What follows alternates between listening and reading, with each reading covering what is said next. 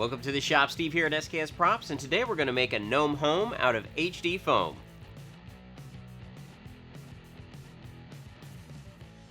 Here was my proof of concept gnome house. Now, it doesn't look all that great, but it doesn't need to. Proof of concept pieces like this I usually throw together in about 20 to 30 minutes just to see how they're going to look for the final piece. Now, once I've got my templates for those, I start to work on the final version. Now, one like this, main structure for it is pretty much made out of 10mm HD foam, which you guys, of course, can find over at Blick Art Materials. A lot of the details are made out of 6mm and 2mm. Now, the top of this mushroom piece on here is all covered with foam clay, because I can get an organic look out of it, but it's very, very easy to sand to get this smooth surface. Now, I want to show you guys all the steps that it takes to put this little house together. We got a lot to do, so let's get started. The first thing I do is take the template for the bottom of the mushroom house, transfer that onto some 10mm HD foam with a pencil. Using a utility knife, I cut out each piece, making sure to keep the knife straight up and down. I don't want any of these cuts to be at an angle.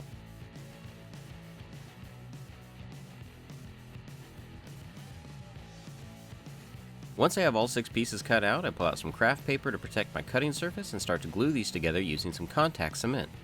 Because this contact cement is a little bit thinner, 2 coats are needed for perfect adhesion.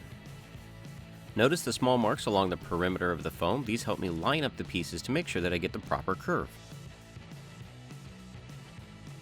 When putting these pieces together, I like to line up the dots first, and then I'll go back and firmly press together the seams.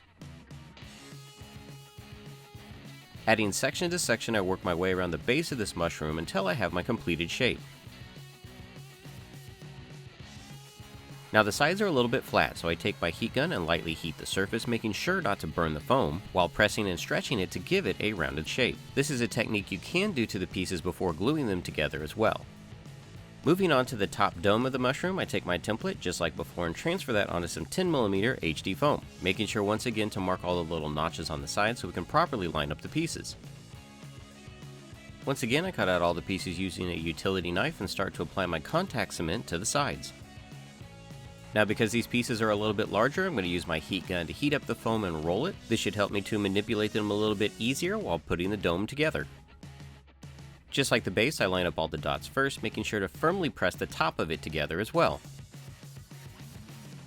I thought it would be easier to make each half of the dome separately and then glue them together to make the final piece. Now you can see approximately how the top of the mushroom and the bottom go together.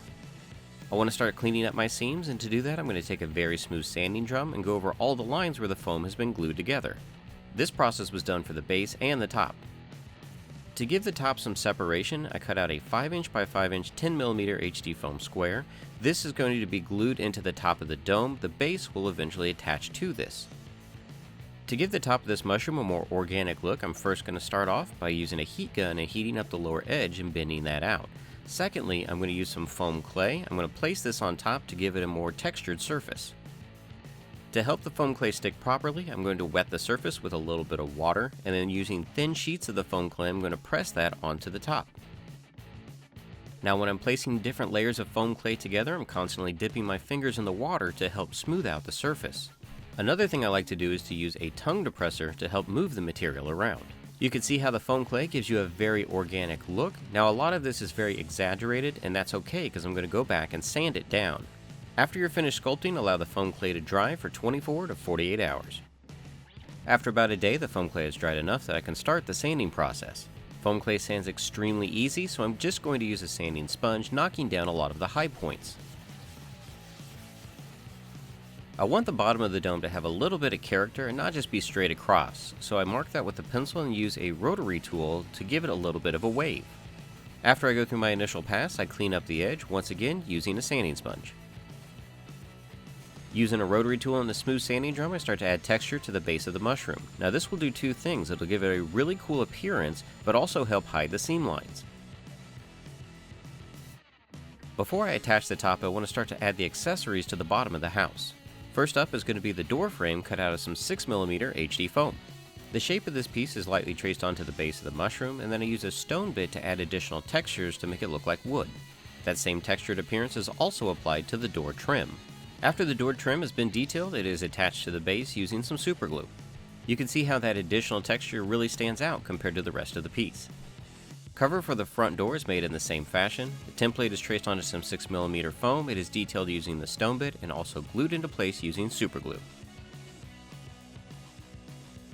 The template for the window frame was also traced onto some 6mm HD foam and finished in the same manner. The main difference here being the template for the window pane was traced on some 2mm HD foam. This will give it a nice smooth surface. All the components for the window were then detailed and glued into place with super glue.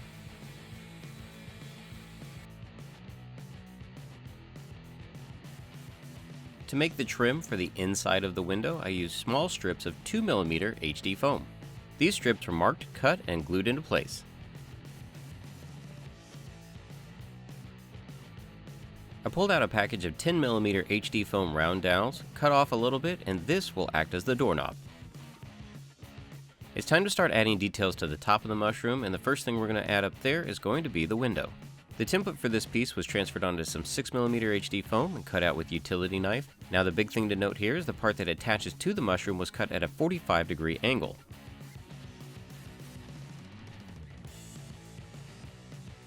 The placement of this piece was lightly traced onto the surface, and once again it was detailed using a stone bit. Just like the lower window, the window pane is glued on first, and then the window frame is glued on top. The window sill and trim are also glued on in the same way.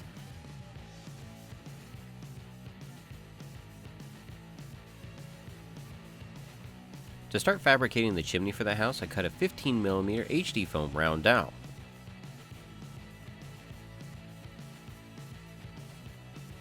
A small piece of 6mm foam is attached to the top of the chimney and it is glued onto the side. To make it look like the chimney is nailed to the mushroom, small detailed pieces are cut out of 2mm HD foam. The end of a pin is pressed into the foam to simulate the rivets.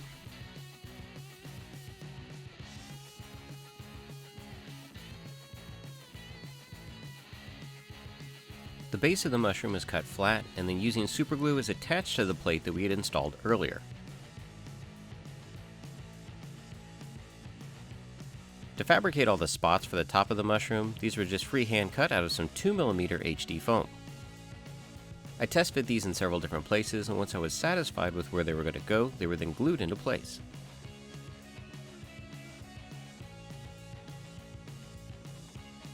After looking at the piece as a whole, I really felt that it needed something on the other side, so I got my templates back out and created an additional window to put on the left.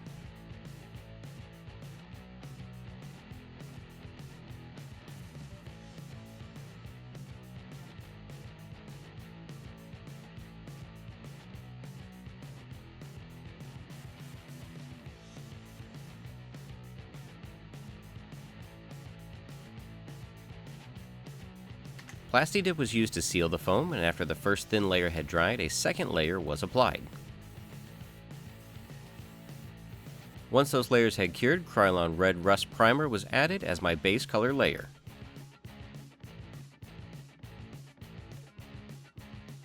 I'm going to start off by painting the base of the mushroom, and to do this I'm going to use Liquitex brand Heavy Body Unbleached Titanium. This will be applied to the base mushroom using a mop brush. The first layer is very watered down because I just want the paint to cover the entire surface. This is also sped up by using a hairdryer. The second layer was applied with much less water and more paint while still allowing the red rust primer to show through. For the top of the mushroom, Utrecht brand Cadmium Red Medium was applied with a filbert brush in between the spots.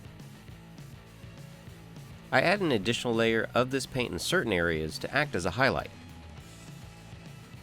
Utrecht brand Burnt Sienna was then brushed onto the door and window details to simulate wood.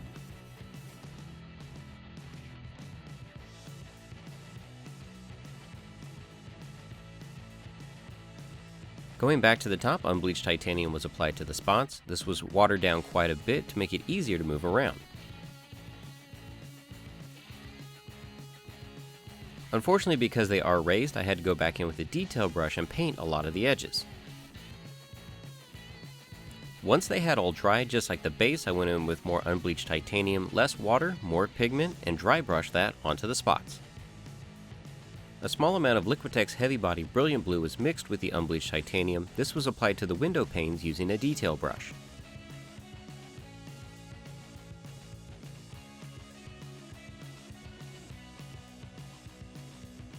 As a highlight layer, Liquitex brand Raw Sienna was dry brushed onto the door and windows.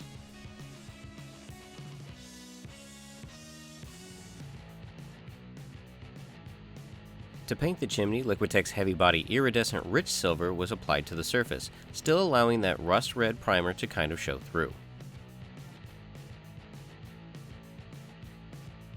This color was also used to finish the doorknob. I had never used this product before, but it's an iridescent tint from Utrecht Brown. I thought it would work great for the windows.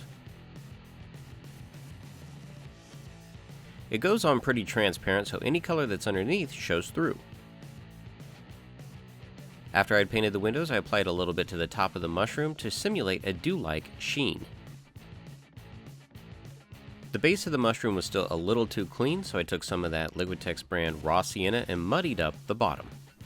Liquitex Heavy Body Parchment was used as my final highlight layer for the spots on top of the mushroom. Now notice I'm not covering the entire spot, I'm selectively placing the paint on there to give it a different color value.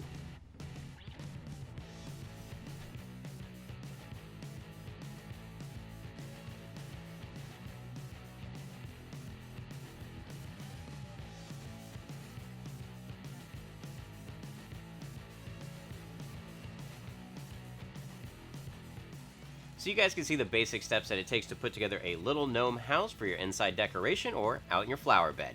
Now be sure to download my templates so you can put together your own. And also, this is just a basic version of this. Feel free to be more elaborate with the ones that you create. Now if you guys are enjoying these videos, be sure to give them a thumbs up and share them with your friends and family. And if you're building any of my builds, be sure to tag me and Blick on Twitter and Instagram because we love seeing your progress. Until next time, thanks for stopping by.